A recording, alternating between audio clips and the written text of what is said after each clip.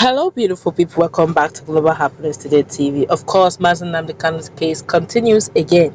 Don't forget that we have two types or two legs of the three legs of the case. The first one has to do with the one with Binta Nyako that takes place most often in Federal High Court in Abuja. There is another one being sponsored by the special legal counsel to Nnamdi Kanu. That's Aloy Ejimakor, which actually takes place in Abia State, and both of them are working in sync, in pursuance of the release of Nnamdi Kanu. As we speak, the processes began sometime last month.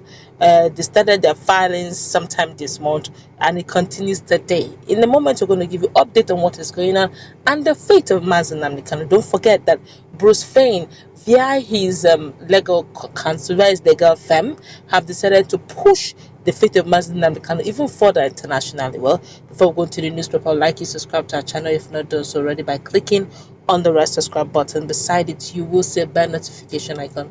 Please go ahead, click on it to get notified as soon as we update our channel on YouTube. Well, despite the court order to the contrary, there was a heavy security around the premises of the Abia State High Court Umuahia on Friday morning as the court resumes hearing on the suit filed by the leader of the indigenous people of Biafra, IPOB, against the federal government over his rendition.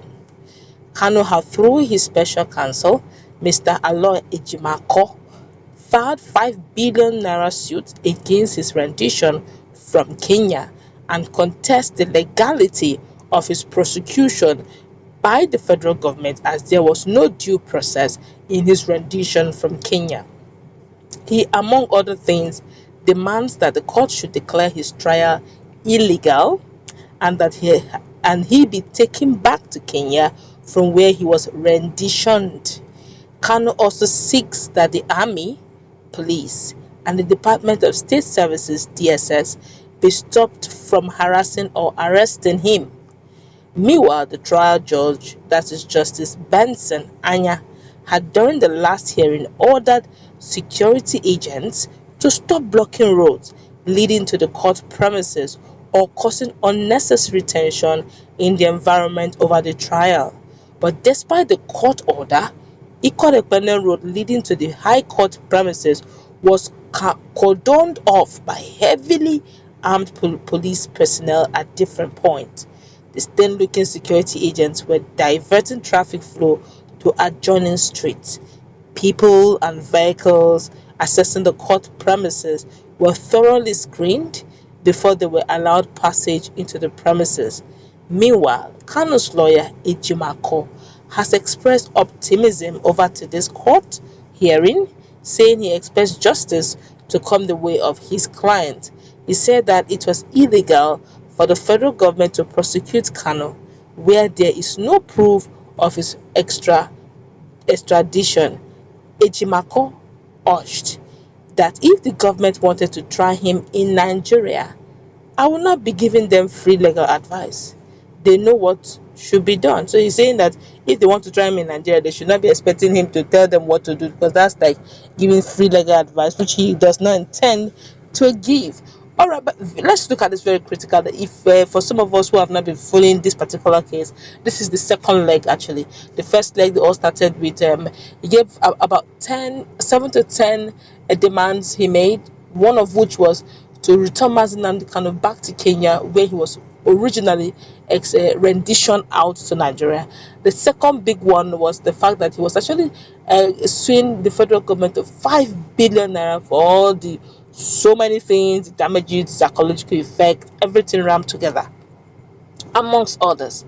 But in that particular case, the first time they did all the necessary filing of papers, the judge was so uncomfortable with the level of security. Was like, look what's going on. That even him, the judge, he found it quite difficult to drive into the premises. And he also noticed that all the lawyers too who were present also found it very difficult. Beginning from there immediately, he said, no. Going forward, I don't need this kind of security, please. This is not a criminal case. Even if it is one, we are not going through. Besides, Nnamdi Kanu is not even there.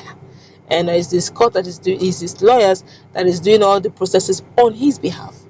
So what is all this unnecessary over tight security? Well, and he gave, being that that's his courtroom and that's his jurisdiction, he's actually the lord over the courts as at the time, and one would have expected that the executive arm, which happens to be the DSS and the rest, would have obeyed the injunction, the court injunction, which told them that, look, we don't want this level of security.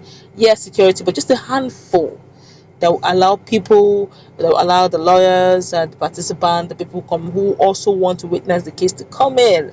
Come on, it's not something so.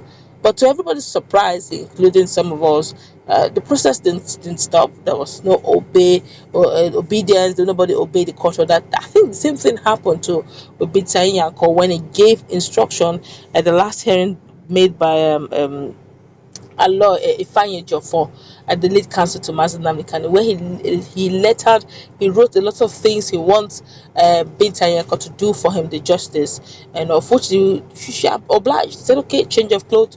Mazi Nnamdi Kanu should be given change of clothes. He also asked for good medical attention. You should be allowed to associate with other people that are detainees, and all that, of which, according to J4, none of them were obeyed. And he said he was going to go back to Bintayeko to ensure that something drastic is done. Now, this is the second time in a row, two different courts, where the judges will pass an information or instruction court order. It will just be as if we're talking. And it's worrisome, because if the judge had passed an information or an order, if you feel it's not right, maybe they should have approached the counsel or the judge, both the prosecuting team and the defense team, the defense counsel. They should, dialogue it out. No, this is what we wanted. This is what we wanted. So that totally flouting court order, it's honestly, it's another form of belittling the judiciary arm of the government. Don't forget that there ought to be three independent arm in Nigerian governance and democracy. Now, the executive have been showing their power 101%. The legislature looks as if they're dabbling not to hurt the executive at some point, especially this particular night. Senate, they're just being very careful, okay, to probably try not to displease anyone. And the judicial arm looks as if it's the weak link. Normally, they will say the judicial arm is the judiciary is the hope of the common man, last hope of the common man. Now, if the last hope of the common man and the common man approaches the court, and a court injunction or a court hearing, a court order was given, and it's being flouted or being ignored, then we have a problem in our hands. I feel going forward that the security agency should please do well to obey the court orders. It gives sanctity and it makes democracy interesting. That's where we're going to wrap it up. Let's meet in our comment section. Also, do have